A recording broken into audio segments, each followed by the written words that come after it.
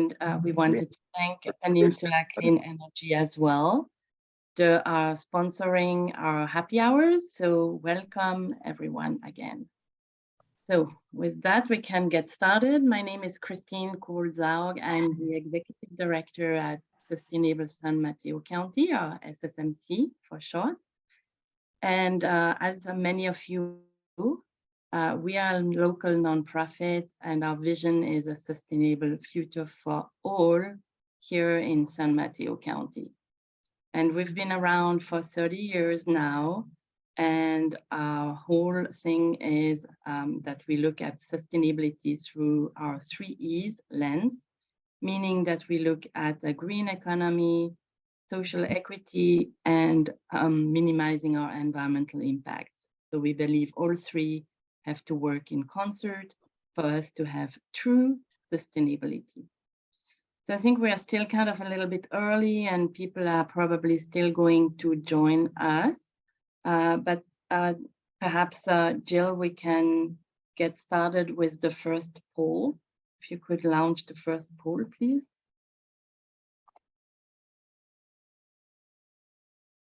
Okay, great. And if you may just respond, that would be great. We'll give it a few minutes. So that way I don't have to repeat too much about SSMC, because I'm sure, hopefully many of you already know at least a little bit about our organization.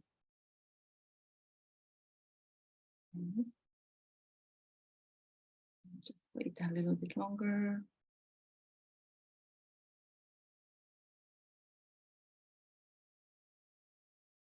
Okay, great. So I think with that, we can probably close the poll. So it looks like many of you have attended some happy hours, which is great, and that you know us pretty well. So that's great too. And then Jill, I mean, maybe you can go with poll number 2. Oh, sorry, it's now we cannot go back. I think that's fine. I think there was a second question on poll number 1, but I'm not sure you can revert to that. So maybe we'll just do this poll here. And this poll consists of 4 questions. So we'll start with question number 1. If you're planning to start a solar and storage project in the next few months.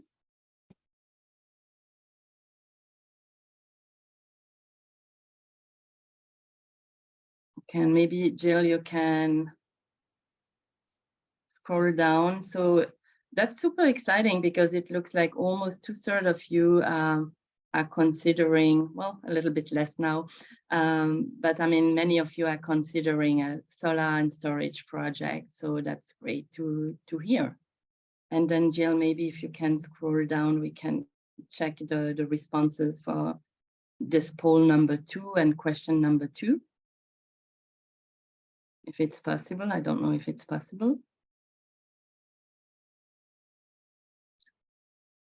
Well, maybe not. I think that's fine. We'll just share it with you. I was curious to see who is with us here tonight. And what I can see is that we have almost 50% of our attendees that are representing the government sector, which is fantastic as well. And then I think that's all I see on my screen. So maybe, Jill, you can still try to scroll down. Okay, here we go. Actually, I think I figured it out. So that's really nice. I mean, most of half of you in government, and then we have some other sectors that are represented as well. And that's great to hear that you are somewhat familiar with the topic we are going to discuss, or Peter is going to discuss with us tonight. Fantastic. And with the program from Peninsula Clean Energy, you are also somewhat familiar with it, almost half of the attendees. So I think with that, we can stop sharing the results. And we can just continue on our presentation here. So that gives you a quick view of our core programs, and I'm not going to get into detail here. You can check our website, and maybe someone from my team can add our website into the chat. So that's www.sustainablesanmateo.org. And as you can see, I mean, it's just a variety of programs. Some of the programs are more geared towards metrics and data. Other programs are more geared towards education and advocacy. And then last but not least, the Sustainability Ideas Bank, that's really meant to be a compilation of solutions, of sustainability solutions to help businesses, governments, and other organizations in their path towards becoming more sustainable. So I encourage you to visit our website. And I'm thrilled tonight because, as you can see, it's our 30th virtual happy hour. We started those gatherings when the pandemic hit, and that was a way for us to keep people connected and give them a chance to interact, just to come together for a joint interest. And those happy hours have been very well attended, and I think it's always fun. And my hope is also that we all learn from each other. So that's the happy hour, and then you can see some other statistics about our impact on the ground. I did want, speaking about the 30th happy hour, it's actually, we are also kicking off a year-end fundraising sprint. It's titled 30 Back, 30 Forward to commemorate our 30th anniversary. And I think with that, if you feel so inclined, I mean, you're welcome to give us a contribution. And I also wanted to mention here our indicators report. Each year we issue an indicator report. This year, the focus was on building electrification in San Mateo County. You can see the tiny URL here at the top, and we'll also add this into the chat.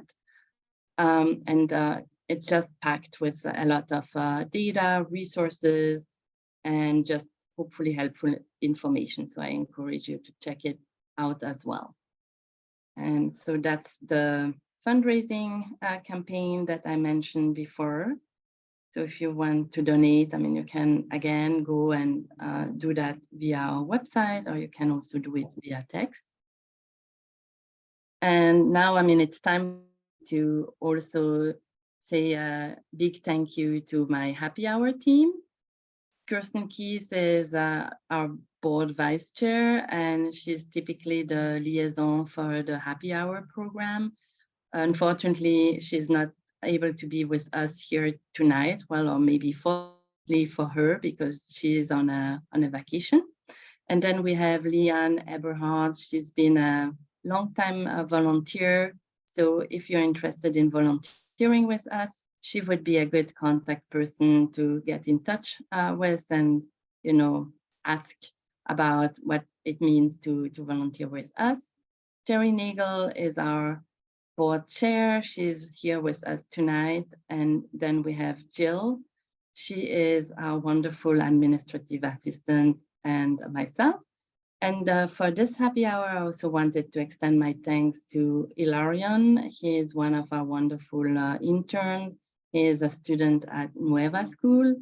And Sarah, who is our Indicators Report Program Manager, also helped with the trivia question. And I think with that, I'd like to hand it over to Terry. It's trivia time. Okay, everybody, are you ready? So this is an opportunity to test your knowledge about a few questions related to sustainability. And the first question is, what percentage of San Mateo County's roofs are viable for solar? And while you're thinking of your answer, I'm remembering that Google has a project where they have discovered the roofs that can be outfitted with solar. Do you know more about that, Christine? I think there's a big project going on. Yeah, so you can go to Google Solar Roof, and we'll try to put a link into the chat. It's Google Sunroof, actually. Okay. So maybe someone can try to add a link into the chat. And it's really interesting because you can zoom in by the geographic location you want to look at. And it's really very insightful. So, Terry, do you think people were able to? I think we have enough time. Do you want to show the vote and the result? Here we go. Okay. So the answer is 91%. That's pretty exciting for our county that we have that ability to go solar. So if you're thinking about it, this is a good time to think because there are some great rebates also available. We can also move on to the next question. Here we are. So how does our state rank compared to other states for K-12 school solar capacity? Is it the first place, the fourth, or the seventh place? So you can just mark A, B, C. We can see your answers in the chat. So, sunny California, hint, hint, hint. Except tonight, pretty stormy here. We got a big storm warning, didn't we? So everybody, okay, there's our answer. Yay, California is #1 with the most school solar capacity, which is great. It's really fantastic that we have that those incentives for schools to go solar. So we're very proud of our state in this regard. Okay, and now I think we want to move on to introducing our speaker tonight.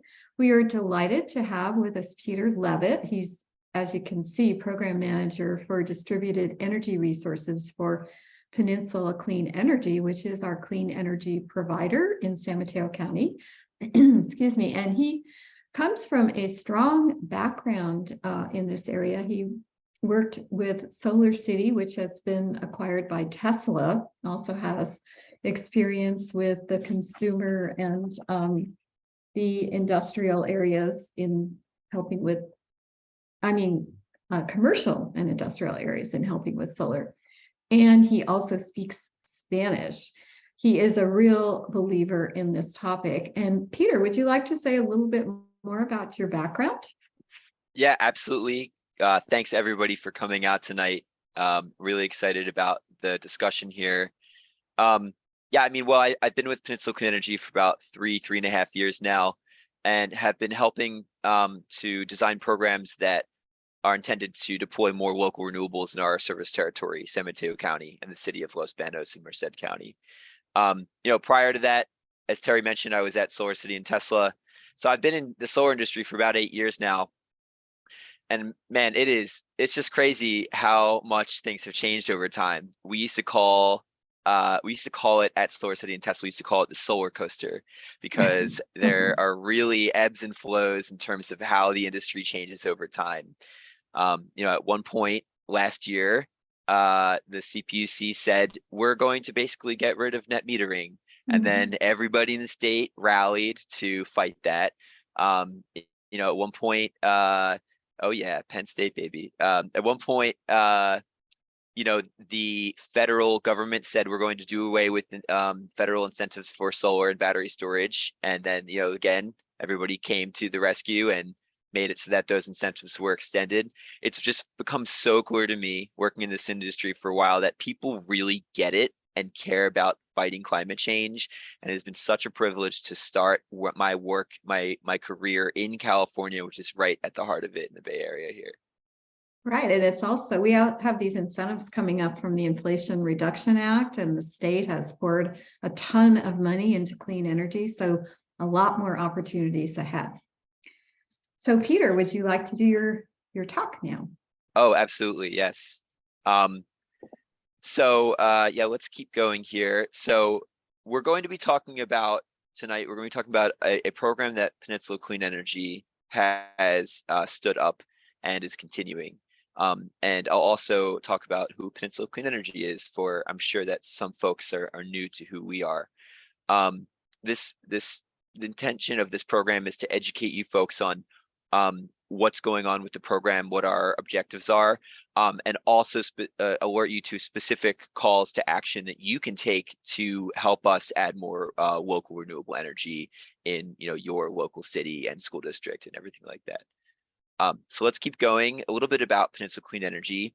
We are your local not-for-profit electricity provider. Our mission is to reduce greenhouse gas emissions by expanding access to sustainable and affordable energy solutions. So that is primarily in the energy sector. However, we also help our customers further decarbonize other portions of their lives, like in the vehicle sector and in their buildings, getting people off of dirty methane gas and onto more renewable and sustainable resources. So you can see how it works here, that we provide electricity generation to our customers, and PG&E is the organization that transmits and distributes that power to them. And so our customers have a bill that is comprised both of Peninsula Clean Energy and PG&E. However, the electricity we provide comes at a discount to PG&E. Let's go to the next slide here. So a little bit about our program is that we are intending to accelerate renewable energy at local government facilities. We have one round of facilities that are being included into a pilot aggregation. We are able to pull together 15 sites you can see at the bottom of the slide here, aggregating up to 2 megawatts of solar and 1 megawatt hour of storage. And we're hoping to install these facilities towards the end of 2023. What happens as a result, the objectives of this is that our customers will reduce their energy costs, hedge against rising PG&E rates. They themselves will help, it'll help them achieve their sustainability goals. And Peninsula Clean Energy has a goal of deploying 20 megawatts of local renewables by 2025. So those are all the objectives of the endeavor here. Keep going. A little bit about the finance structure of this program, and I'll also invite folks to raise their hand throughout if you have questions. And there's maybe like 12 slides here, so I might say okay, we're going to get to that, or of course we can address things as we go. So the financial structure here is that the public agencies that are a part of this program do not put out any capital for the solar or battery storage systems. Peninsula Clean Energy is taking on all of that project debt and formulating what is called a power purchase agreement, where our public agency customers are off-taking just the energy output of the solar energy array. And that energy comes at a discount to their current electricity costs. So that is the way that they're able to reduce their energy costs. Battery storage, in addition to that, can further help reduce energy charges, including the cost of operating a facility during a power outage, which is usually powered by diesel generation. It can also help shift energy throughout the time of the day, and I'll dive into those details a little bit later. PCE is currently able to mobilize all of the federal incentives that are available, primarily the investment tax credit, into the project, which results in a reduction to the power purchase agreement. So we absorb a credit offered to by the federal government for installing solar, and then we pass that credit through to the power purchase agreement energy rate, further buying down the cost of the system. So you can see an example here where before solar, our customers would be paying the generation charge in green on the left and the transmission and distribution charge in blue on the left. And then after solar, they're paying a new PPA price, power purchase agreement price, to Peninsula Clean Energy, and then their other charges drop significantly. And the net result is that this is one example customer in the first round that is installing a 276 kilowatt solar array, and their forecasted net results is that they'll see $23,000 in the first year of savings and over $1 million in simple savings throughout the course of the PPA. And if you can keep going to the next slide here, you'll notice that the PPA rate. This is just a simple depiction of how the PPA rate, our energy rate, stays flat over the course of the PPA term, the contract term. But PG&E's rates tend to increase about 3.5 we're forecasting up to 5% per year.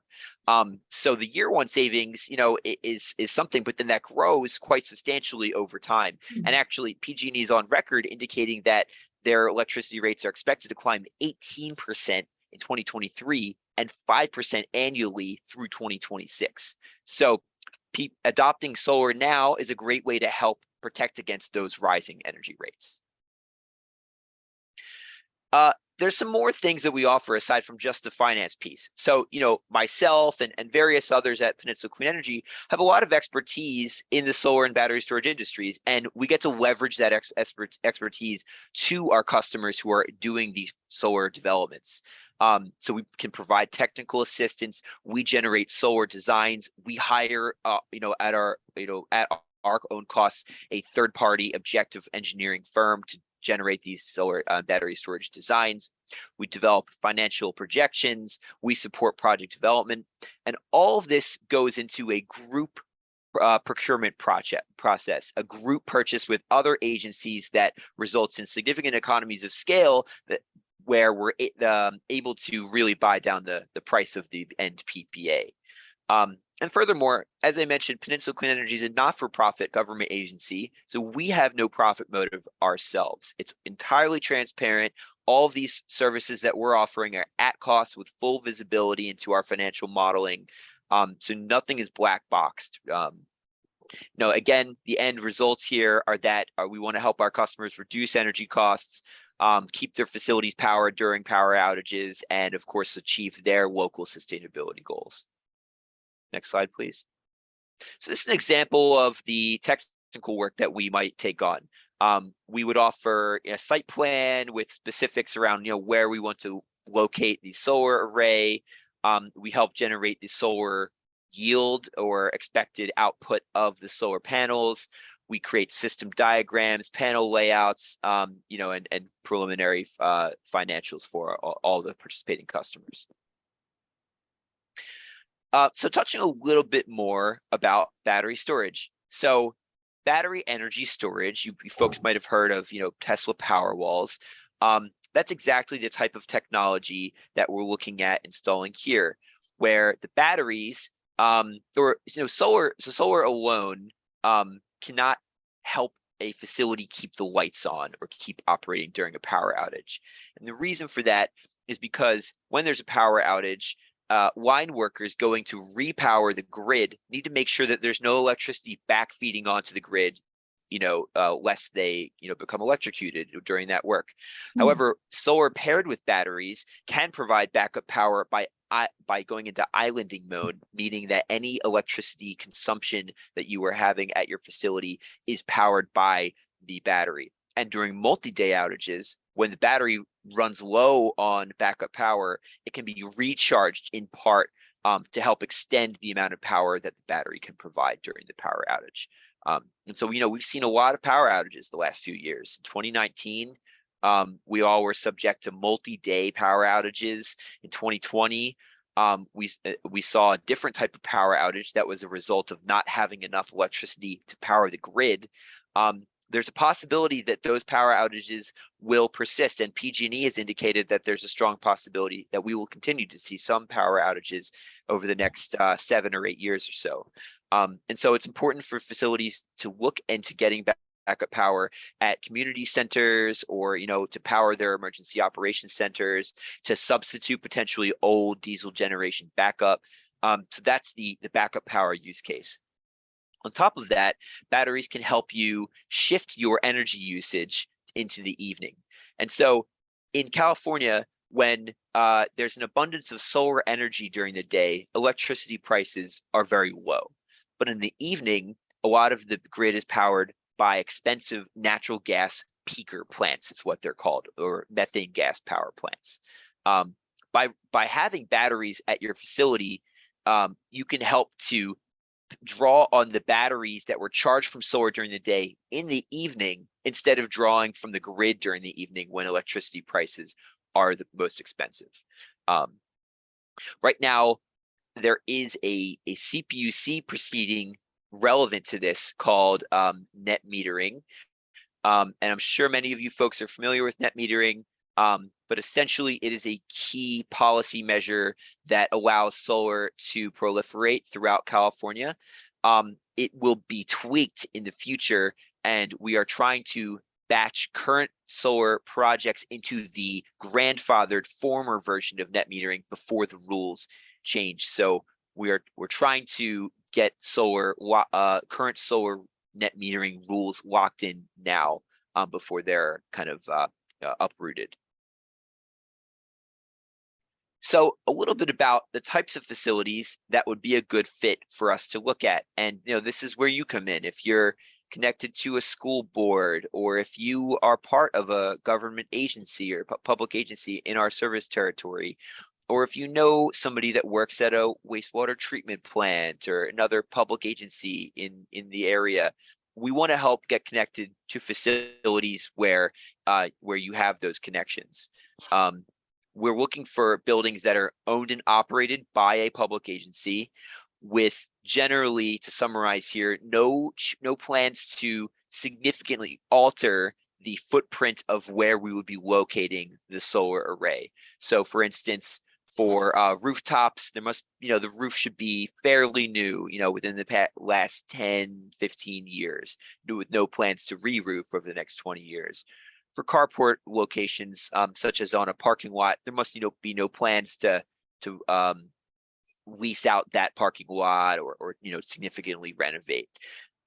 And furthermore, shading, there can be some shading. It should be minimal, but even if there is some shading, we can still take a look at that facility to see if it's viable.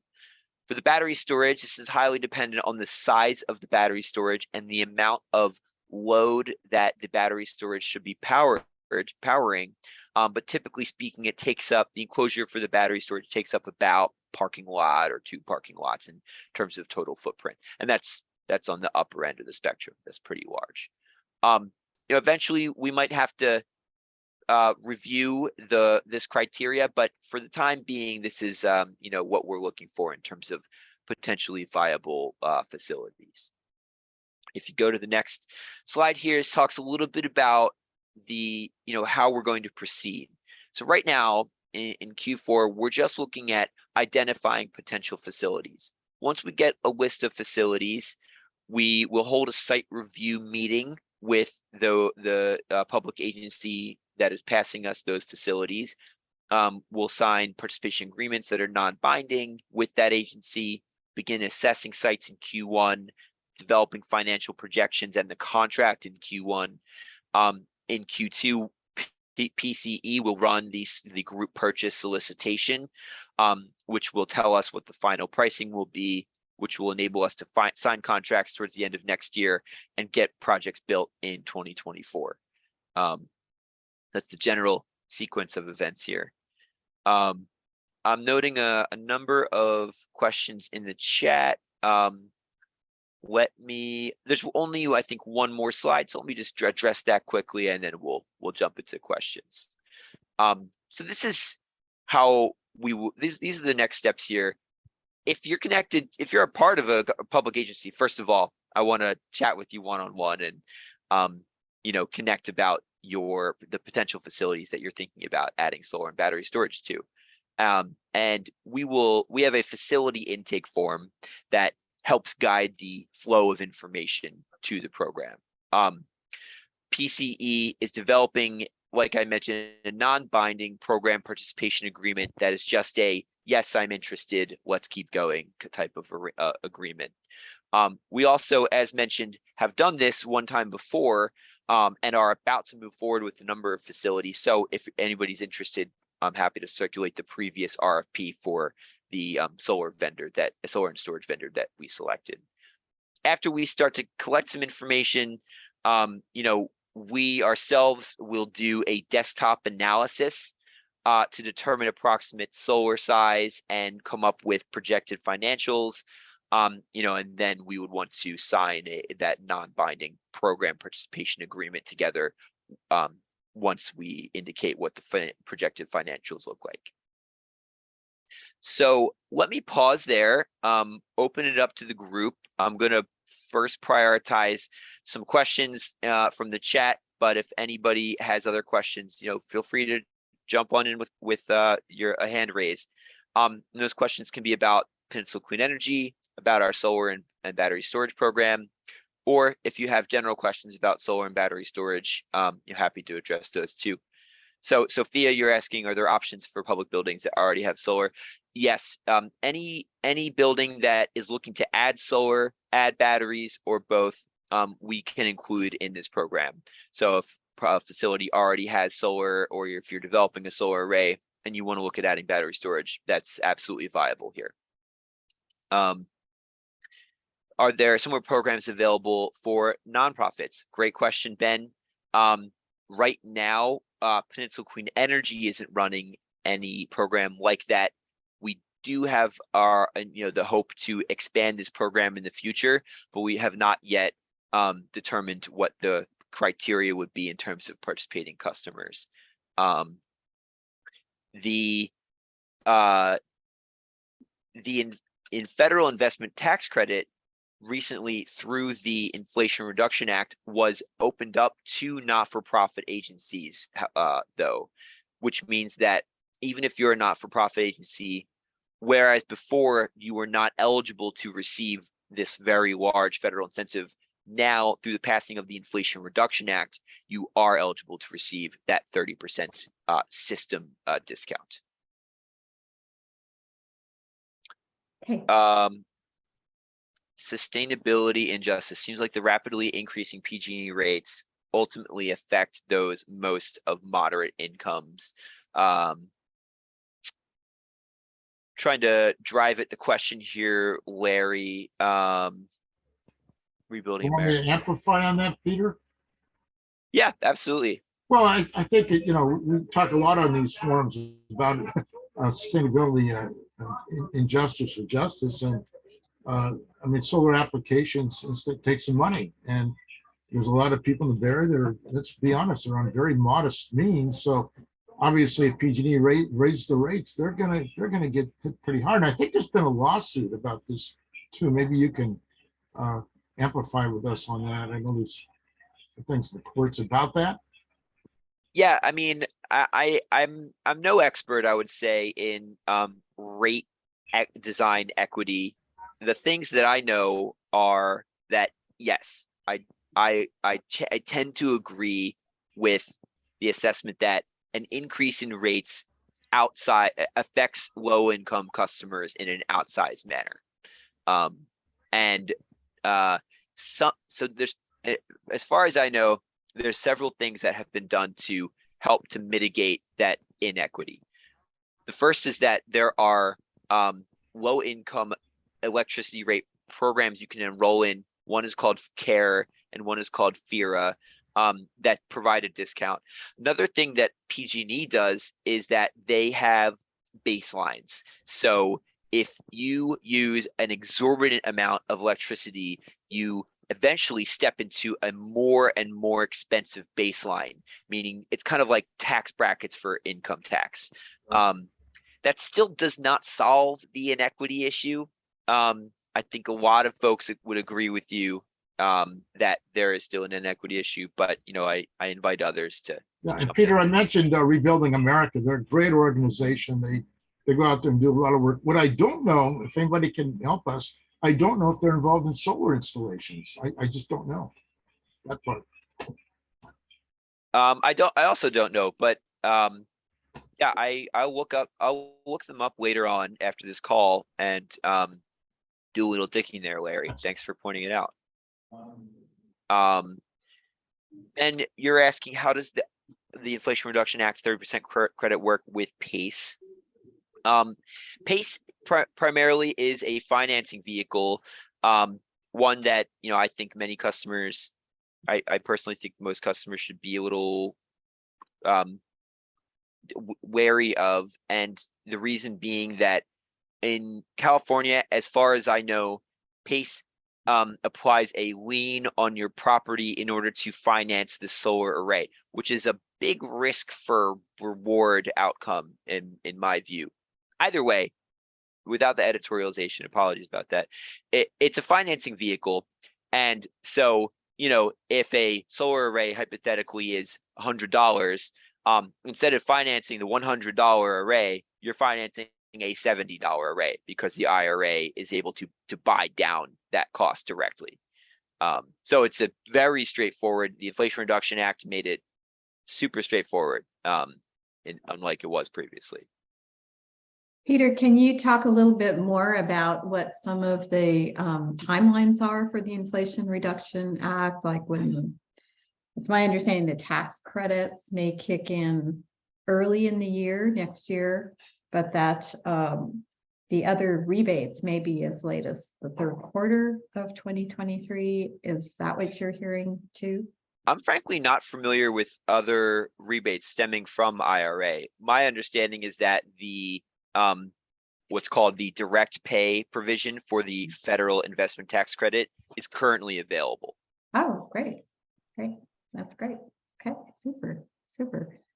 So I think we have a lot of homeowners here who are interested too, and any tips you could give for homeowners as well. I mean, we just got our PG&E bill today and shock. It's been a cold winter. They're charging a bundle, and I think a lot of people are very incentivized to look into options.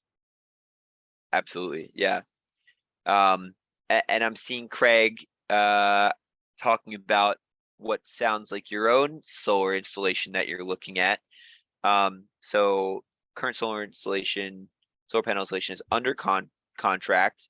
Is it appropriate to discuss how to best set up the near future solar panels installation to accommodate a future battery setup? Yeah, I would definitely encourage anybody looking at a solar installation now to work with their contractor to enable pre-wiring for battery storage in the future. There are some things that a solar contractor, especially on the electrician side, can do to help drive down the future cost of a battery storage installation, such as pre-wiring to the electrical panel for the battery storage. But that's about all I know, Craig. I'm really no expert on that kind of the technical installation details. So, a solar contractor or two would probably be a good place to get more expertise. I was seeing that Anne Schneider raised her hand. So Anne, if you want to just ask your question. Thanks, Christine. Hi, Peter. And not to come in, I'm an alternate board member of PCE, haven't been around much the last year, from Millbrae. We are we have two different projects in the pilot public purchasing agreement program. You mentioned it wouldn't roll out until the end of 2023. I know we're hoping to get our new rec center up so we could be net zero. What's the delay? Thanks, Director Schneider. Sorry, can you just refresh me with which city you were at? City of Millbrae. Originally, Great. You were going to do our emergency operations center, City Hall. But then we said we'd really love it at the new rec center, which we cobbled together because it was burned down in arson and we didn't have enough money. And then you guys came back and said, yeah, but we can do your City Hall too. So we've got both projects. Absolutely. So there's really actually no delay. What I'm referring to in terms of the timeline for next year is that is the construction timeline. So there's a number of things that need to happen between now and then. And this program sequence is actually for the second round of the program. And so the installation timeline for the first round is expected to be Q3 of 2023, which is right on par for how long a solar installation typically takes. The steps that need to happen between now and then is we need to get interconnection approval from PG&E. We need to secure permits for the array itself. We need to do one more site walk with this chosen construction provider. That construction provider then needs to draw up the engineering designs. Then we need to procure the panels and start construction. So as you can tell, there's a number of things that happen between now and then. And still, we think an installation in the back half of next year is viable and would be on time. Well, definitely let me know if I can be of assistance to help speed it up. I'm anything we can do. The rec center that opened in June of 2022 was designed specifically for the panels. What we didn't do is have enough room for the generators, which was a disappointment, but it's what happens with a design build project and the space that we had. So looking forward to it. But again, anything, feel free to reach out to me or our other board member, Anders Fung, so that we can help move this as quickly as possible. Absolutely. And Thank I'm you so really much. looking forward to it. It gives a city like mine, we only got $12 million for a building built in 69, $30 million to build it. So we were short at least 18 million. We were going to get a loan from the county. With COVID, they backed out. So we borrowed against ourselves. And the only way we could do solar was because PCE came up with this program. So couldn't be happier. Wow, that's a great grateful. success story, or I guess it will be. We still have will to be. install the It will panels. So once we see glass on rooftops, everyone will be happy. But yeah, that's great to hear. That is, a little bit about the incrementality of this program. Doing solar is complicated. I just explained a number of things that you have to do to develop an array. You have to file for interconnection. You have to do government approvals. You have to have a number of engineering partners on hand to support, an objective and a physically correct solar design. You have to procure panels. You have to do site walks and then the actual construction itself. A lot of public agencies don't have the bandwidth to take that on. That's where we're trying to come in and help out and leverage our organizational institutional knowledge here and help agencies get solar. In addition, not a lot of solar contractors serve this kind of small and medium size of solar panels for non-residences. There's a lot of organizations, SunPower, Tesla, Sunrun, that work on large commercial Fortune 500 scale solar arrays like at Facebook and Google and Apple. But when you start to get smaller projects, it's hard to find vendors that are interested in working on those projects. And so by aggregating a bunch of projects together, we can actually get some competitive bids to achieve favorable pricing. So Peter, I'm wondering if, so you mentioned round one is already underway. And so right now you guys are looking for round two. And so, thank you for the offer to connect one-on-one with people that are interested. I think that makes a lot of sense. And maybe you can already add your contact information into the chat if that hasn't been done yet. And we'll make sure to follow up with everyone too.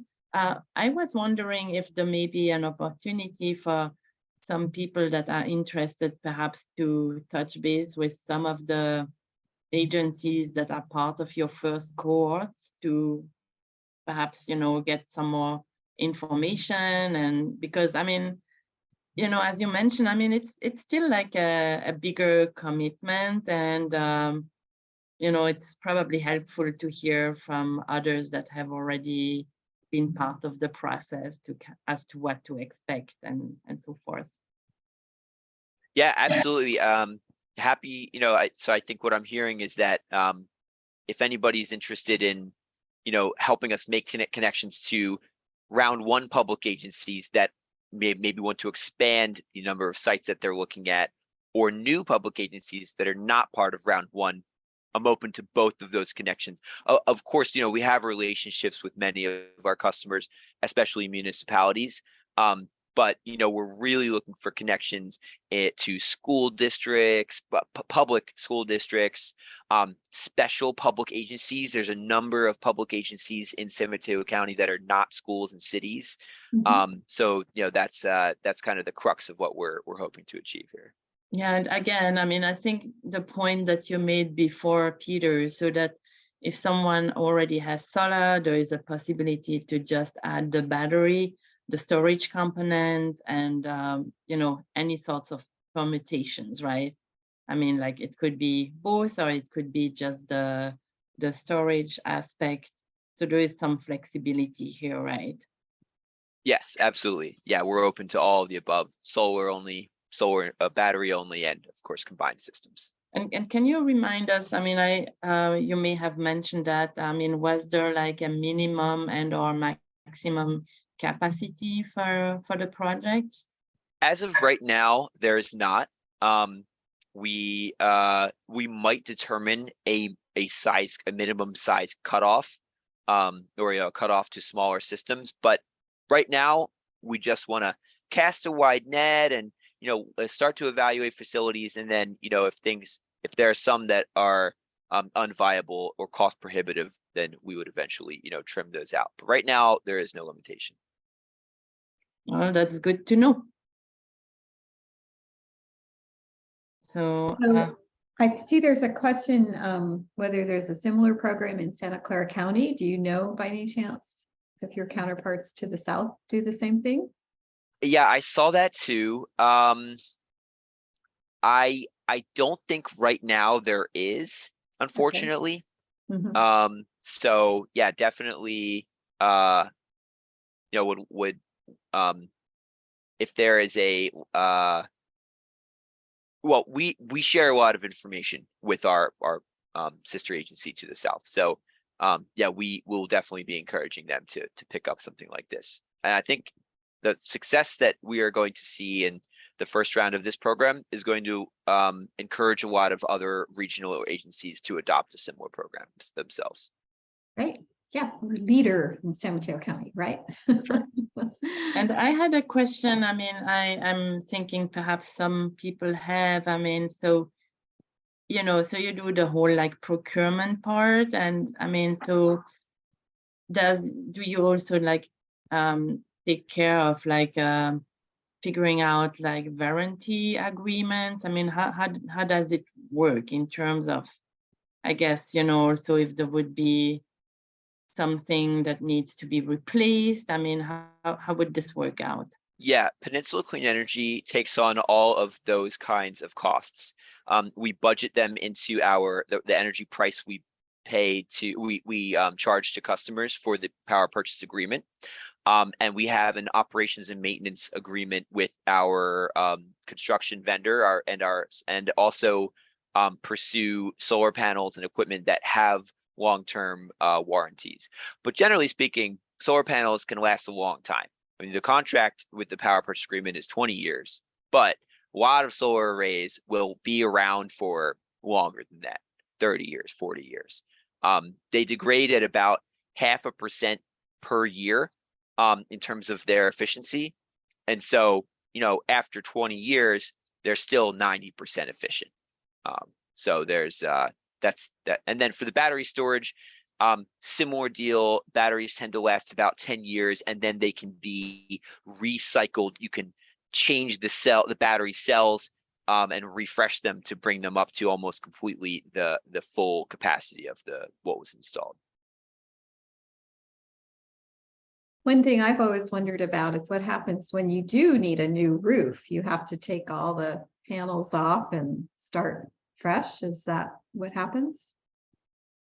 That's right. So that's why we don't look at facilities that might need a new roof over the course of the contract, because the largest part of the biggest cost of the solar installation is the construction itself, the actual installation itself. So we don't want to uninstall and then reinstall. That is definitely something we want to avoid. Right. Yeah. Do you have any current information about the net metering controversy going on at the state level right now? Is it coming up for a vote soon, or? Yes. So a year ago, the CPUC submitted a proposed decision to alter the net metering rules, and that was a disaster. They were fought tooth and nail and had to pause the whole proceeding for a year. They did some soul searching, resubmitted a revised proposed decision in November, and that has been much more favorable to the solar industry and the battery storage industry. So we are expecting a final decision a week from today that would result in revised net metering rules, but not revised enough that it's going to destroy the efforts of adding rooftop solar to all of our favorite Maybe you locations. could explain what the controversy was too, for people who don't. Yeah, well, it basically would make it so that investor-owned utilities can collect a payment regardless of what's actually happening from the solar array. It would just be a fixed charge that would basically reduce consumer protection in terms of their end consumer electricity bill, utility bill autonomy. So it'd be a flat bill that you can't really circumvent, even though just because you're adding solar and battery storage or solar alone to your facility or home. So that's part of it, amongst several other controversial aspects of the proceeding. Right. Wondering, do we have any more questions for our speaker? I had one more, but I mean, let's see if we have some other Any- questions. There was a comment from Larry about whether, well, I think he's talking about homes, whether it makes sense for buildings that still have mostly gas appliances and heating, cooling to go this route. And I mean, with the way California is going, everybody's going to be getting off gas, I think, sooner than they imagine.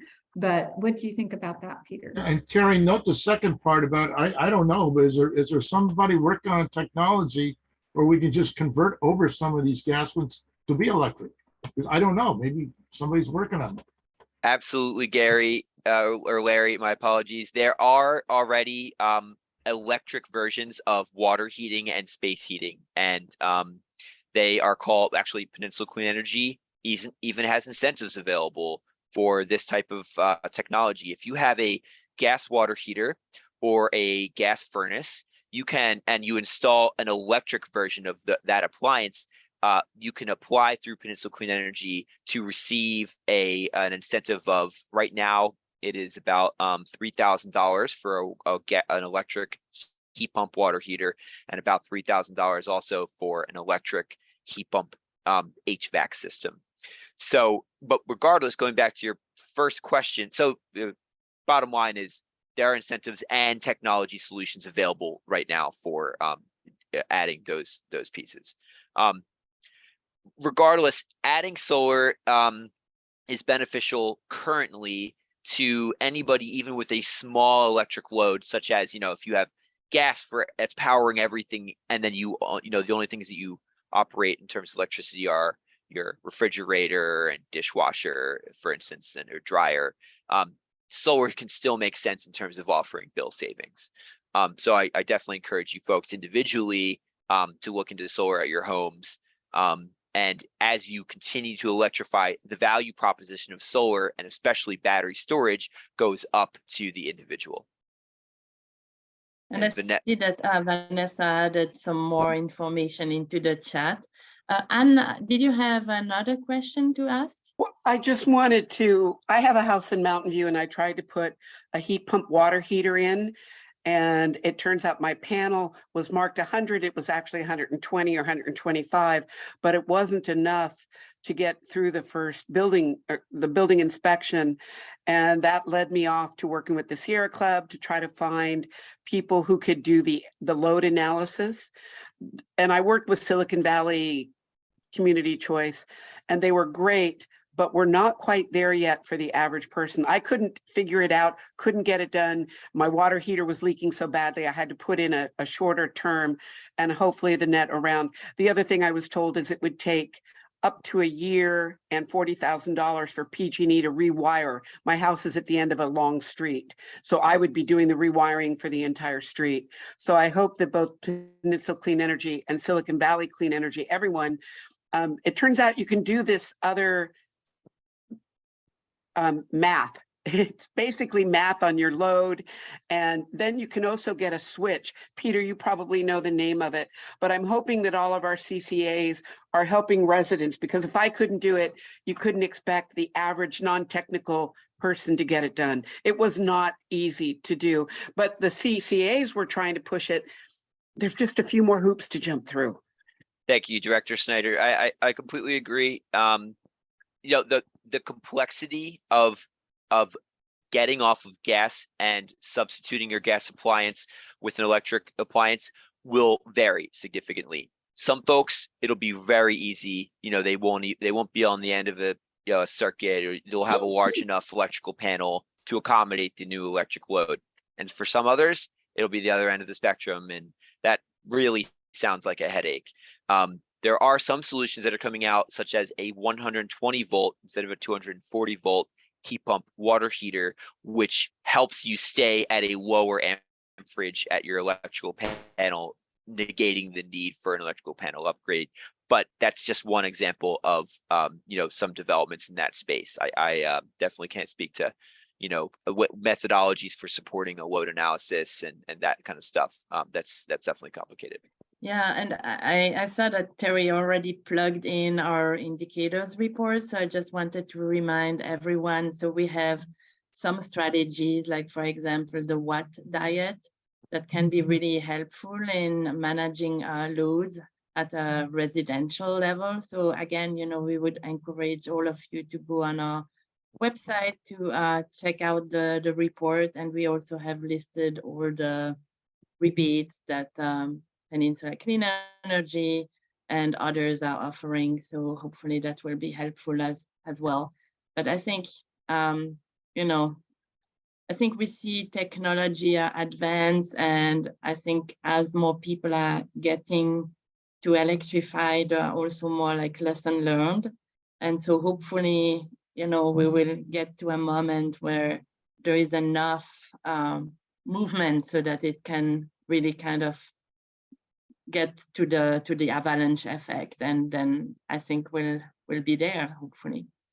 So I think with that, unless there are some other questions, again, I would like to very much encourage all of you to please help and talk to your school districts, public school districts, and also if you have contacts with sanitation districts or other special districts. I was actually very surprised, Peter, because I went to this website that lists a lot of districts, and I mean, who knew? I mean, there are even firefighting agencies that are districts. I wanted to thank you very much for being our guest speaker at this last happy hour for the year. It was super instructive, very interesting to hear your expertise on the subject. And thank you all, and let's keep in touch. And we wish you a really wonderful holiday season and hope to see all of you again in 2023. So with that, good night, everyone. Good night, all. Thank you, everybody. Bye. Happy holidays. Thank you.